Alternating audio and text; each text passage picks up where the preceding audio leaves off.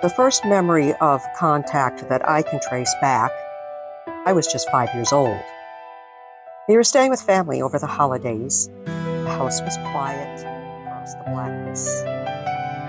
The next moment, I wasn't in the bedroom anymore. I was standing on a small hill beside a pickup truck. And just a short distance away, there were 4 figures. People, but not people, and then darkness. The next thing I knew, I was back on that hill, alone now. And just as suddenly, I was back in my bed.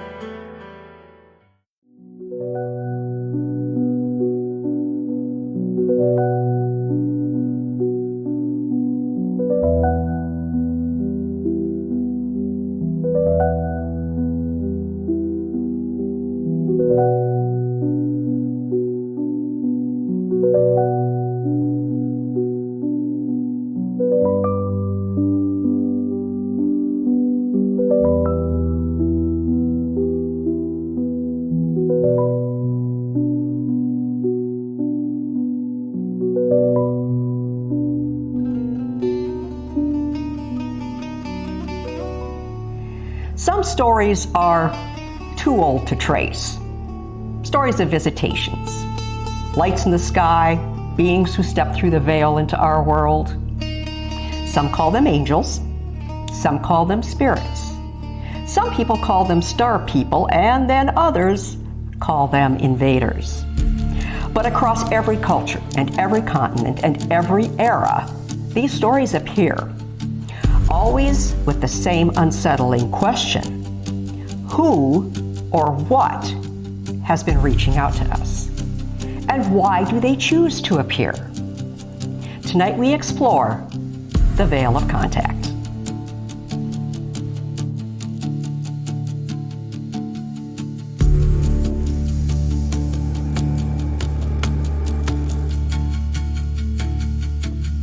So when I speak of angels, or spirit, or even what some might call an alien, it's not with the certainty of sight, but with the poetry of encounter.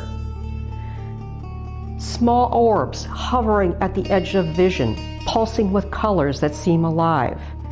Sometimes the air itself bends around them, as if wrapped in an aura of heatless fire. And of course, other times, it's nothing more than a sudden sparkle, like the night sky tearing open for just a second to remind me I am not alone.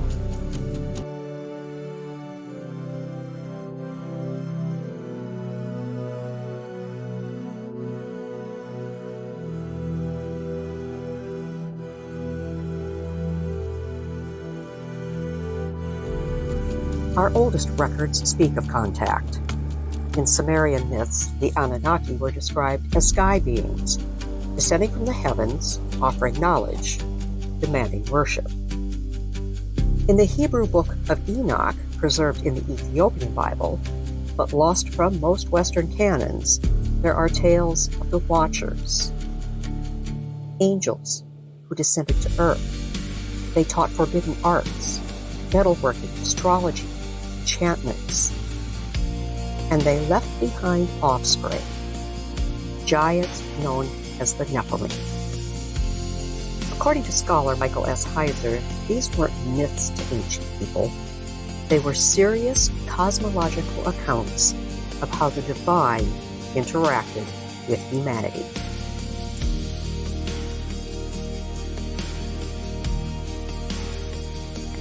What strikes me isn't just the strangeness of these stories, it's how consistently they appear. Mesopotamia and Israel, Greece, Mesoamerica. Always the descent from the sky, and always knowledge exchanged. Always the consequences. Were these stories of divine encounters or ancient contact events misunderstood?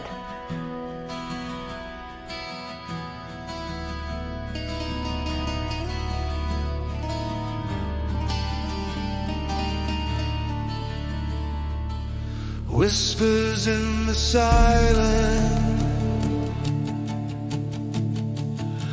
shadows on the air,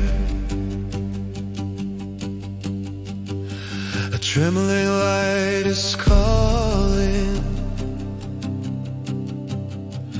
I feel you standing there, between the seen and unseen. A doorway starts to glow. The veil is thin and fragile. It wants us both to know. In many indigenous traditions, contact isn't seen as alien. It's relational. Among some Plains tribes, there are stories of star people, beings who travel from distant worlds, sometimes visiting in dreams or visions.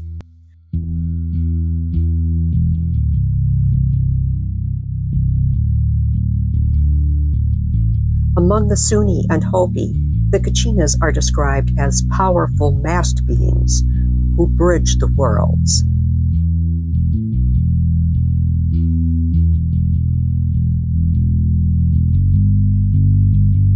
These are not beings of belief. They are part of the living cosmology, teachers, messengers, sometimes tricksters. Now, here's the part we often overlook. In many traditions, there is no hard boundary between spiritual and physical. Beings may come in flesh, they may come in light, they may come in shadow. Then they come in whispers, not loud, not commanding, but subtle, threads of thought that slip into the silence between breaths. They rarely give answers. Instead, they nudge. They guide, and they remind me to listen. But they are real. Contact in this worldview isn't about technology. It's about relationship, and sometimes about accountability.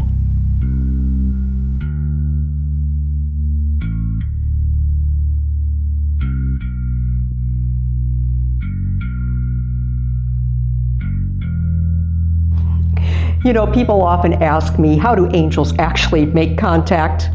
And it's never quite what you expect. For me, it usually starts with light, sparks of it, tiny bursts that don't belong in the space you're standing in. Once when we were investigating at the Palmer House, deep in that dark basement, everything suddenly lit up. Sparks of green and red and white. And then right along the floor, I caught these little lightning streaks, flashes in every color, like the ground itself was sparking alive. And here's what I've learned. If the colors are unusual, if they don't make sense for where you are, that's almost always angels, not just spirits. Sometimes they'll sweep through like swooshes of color, or a shimmer of sparkles drifting across your vision.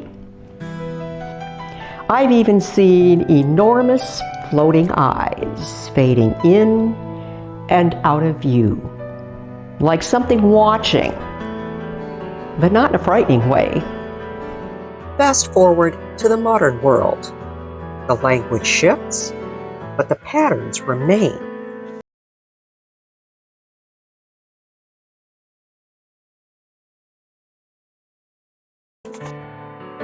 Now we speak of UFOs, of abductions, of contactees. But the details often echo the old stories. Beings emerging from light, telepathic communication, profound emotional shifts, sometimes terror, sometimes peace. A good friend of mine who's a psychic medium actually experienced that at my house. And then the very next day, another psychic medium confirmed that exact same presence. It's interesting because, prior to, I think, last year, I've always believed, I like to call them star beings, because alien feels off, but let's call them star beings. Yes. I've always believed in star beings. Had I communicated with them, not that I was aware of, that doesn't mean it didn't happen. Right. And last year, I had this huge, was in a meditation, and they came in, and I was like, okay, this is happening, because I wasn't calling it in, wasn't asking for it, and it was very, very serious. It was like serious business. And it was interesting because what the message I received from these star beings, and there are many different kinds of star beings, right? But was that that they were coming as a frequency, not in ships. We just said that. Oh, okay. Same thing. Oh, weird. And so, okay, interesting.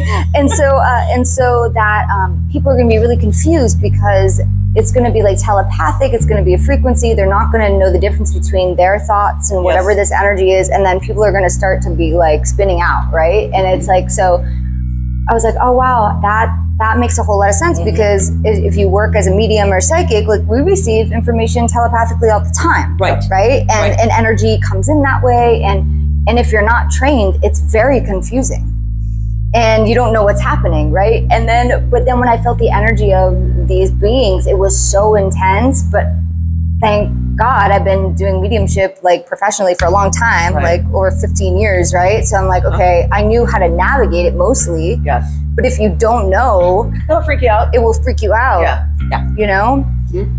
So and there's another one of my friends who also was super tapped in, and we had the same exact experience like that. So I was like, okay, this is lining up. Right.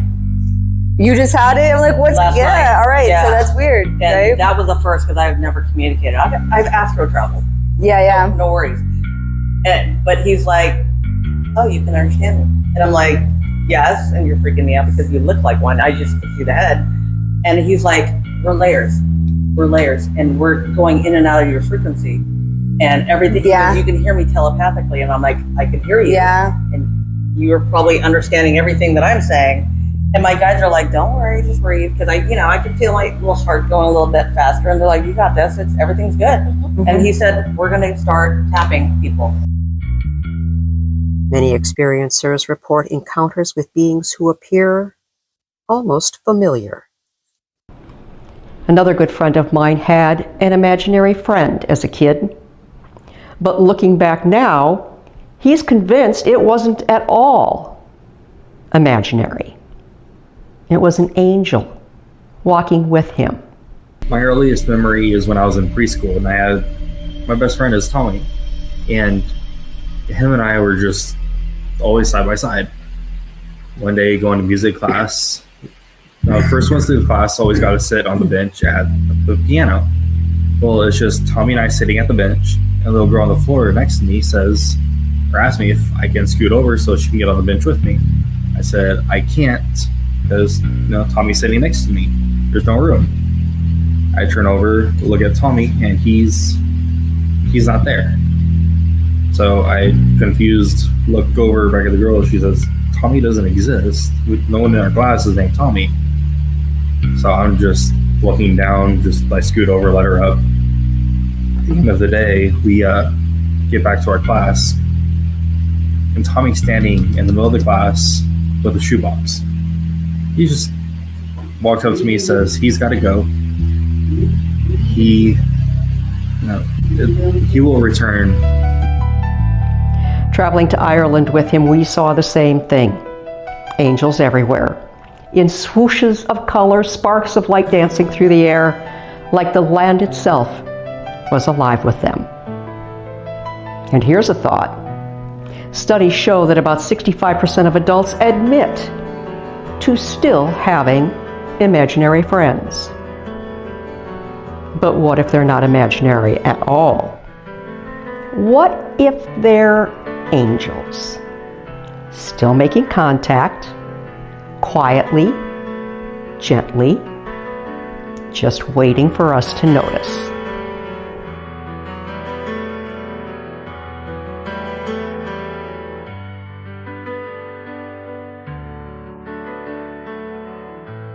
Psychologist Carl Jung studied the UFO phenomena in depth, and his conclusion wasn't what many expected. You see, he didn't dismiss sightings as delusion.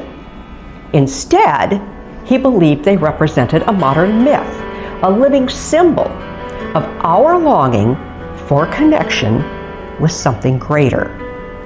But Jung also warned, when symbols take physical form in our collective consciousness, it can signal deep, unresolved needs, or deeper forces we don't yet understand.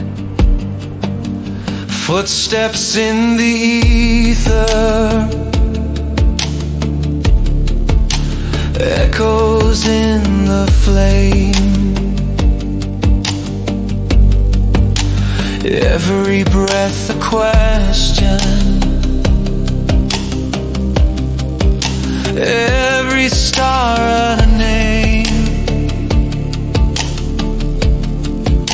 The veil drifts like a curtain,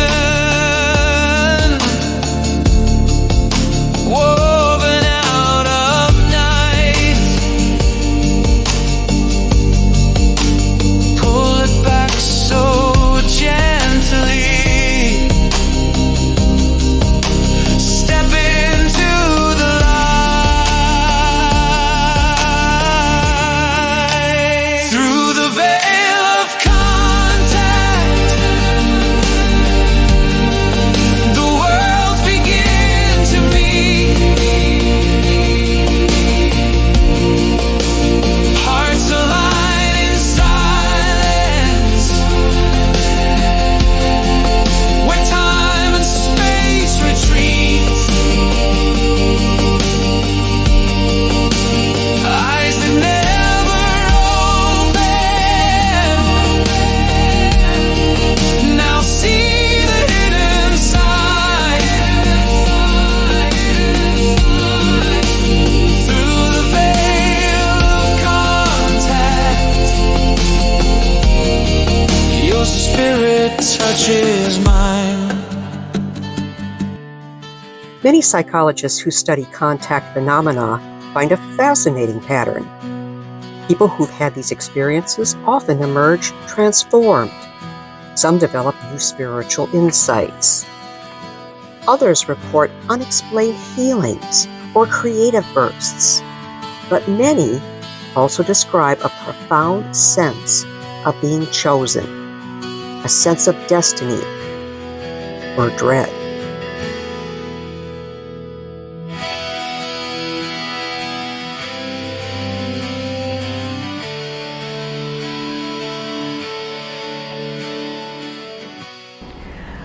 What if the veil of contact isn't about them at all?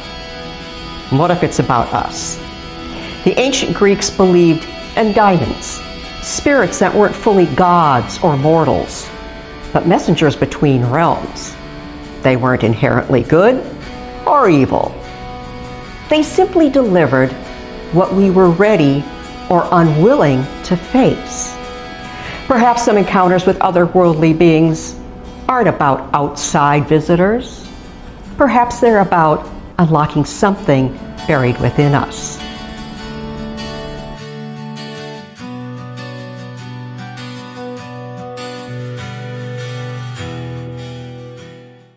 There's another layer to this. Some contact stories involve time itself. Encounters where visitors seem to move outside of normal time, appearing before disasters, after prayers, or during moments of great personal crisis. When I was about 16, I think it was probably 17 or 18 at this time, I worked at a grocery store, and I would do like the night auditing. So I was one of the last people to always leave. I was leaving one night, I guess it was probably like maybe 11:30 at night, and I was always ready like to get out of there because I was either making friends after work or I had school the next day, so I was really always just super in a hurry to get out. So I got in my car and I'm going the normal route that I go, and when I pull out of the parking lot, there's a traffic light, and this traffic light, it's one of those where you can't go straight. You have to either make a left turn or a right hand turn. So I pull up to the light, and I'm antsy, I'm ready to go. The light turns, and I hear in my head, like, I don't know if it's in my head or I hear it out loud, but I actually hear something tell me to stop. I don't know if the voice said stop, don't go, but whatever it was something that told me not to go through that light. So I didn't, and I immediately I was like, okay. And within 3 seconds, maybe, a car comes barreling through that light. So the impact would have hit me right on my driver's side where I would have been. So at that point, I was freaked out. I put the car in park. I got out of the car. I'm walking around the car. I'm like, what just happened? What just happened? Okay. And I got back in the car, and like all the way home, I was like, did I really hear that? Was it in my head, or was it out loud? But I know that whatever it was saved me from the impact of that car just barreling through that intersection. Some traditions speak of time travelers, others of multidimensional visitors. Strange incidents that people might think is a ghost or a haunting or something like that, and it might not really be that. It might be one of these time-related incidents. So is that where echoes fall in when people are doing paranormal investigations, and they will talk about echoes where all of a sudden the sound is there, and of course they go and look and there's nobody there, and they don't see a hint of a spirit, although that's probably where it came from. Is that the same thing, or is that different then too? It could be, and that's where the paranormal investigator has to put on their investigator hat and really kind of dive into what that may be, because we have several different explanations as far as what that could be. I mean, yes, it could be a time slip. It could be some being from another dimension that is coming through, so not necessarily a time slip, but a traveler. But it still could be what we would think of as a conventional ghost.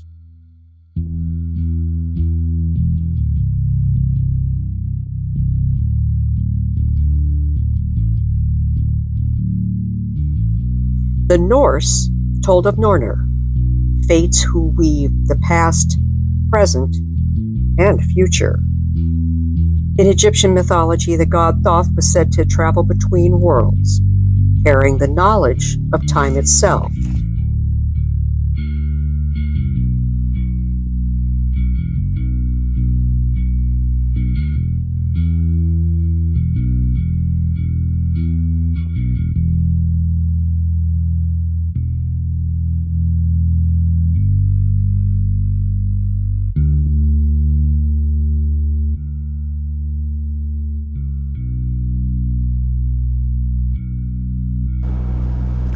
If time itself is not fixed, if it bends or folds, then maybe contact isn't linear.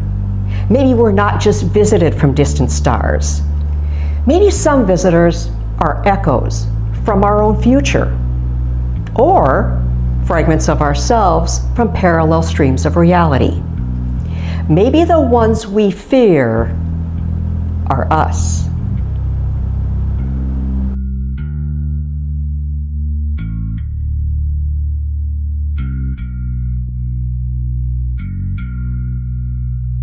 Contact is not always dramatic. It's not always marked by lights in the sky or strange markings on the skin. Sometimes it's a dream that you just can't shake. Dreams carry the clearest messages.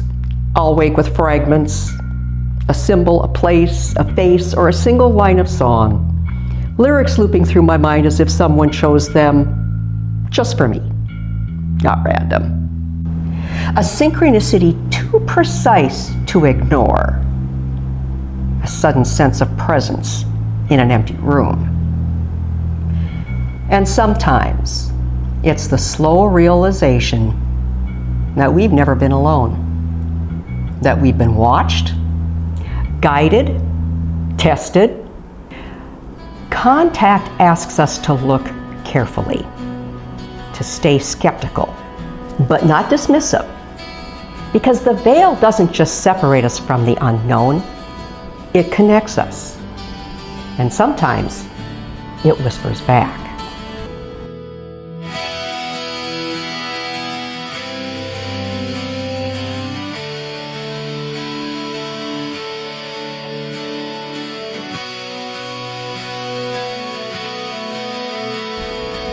In the next episode, we explore the veil of death and why every culture tells the same story about what happens when we cross over. Until then, watch the skies and listen carefully to the quiet ones who walk beside you. We finally understand the mystery was guiding the unseen hand, eyes that never open,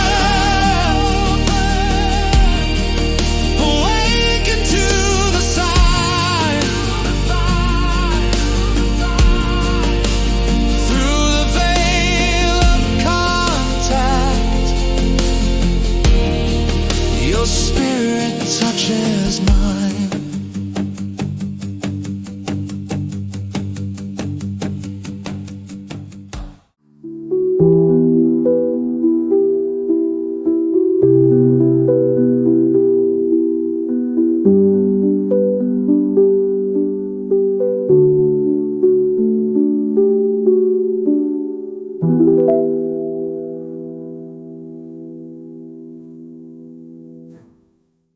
You are not gone.